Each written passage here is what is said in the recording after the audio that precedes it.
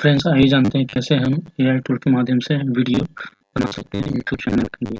तो इसके लिए सबसे पहले टाइप करें एआई टूल वीडियो और कैसे इसके एसईओ भी कर सकते हैं। तो यहाँ पर देख सकते हैं pictory.ai, इस टूल को आप यूज कर सकते हैं वीडियो बनाने के लिए।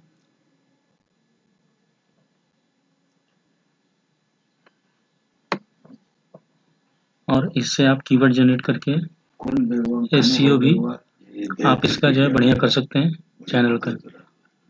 जैसा कि आप देख सकते हैं यहाँ पे कि ये कैसे काम करता है।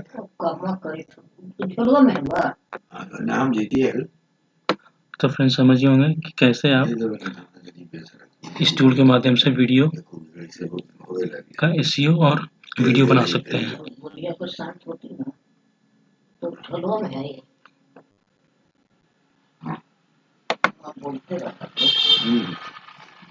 इस चैनल की सदस्यता लें और इस वीडियो को पसंद करें।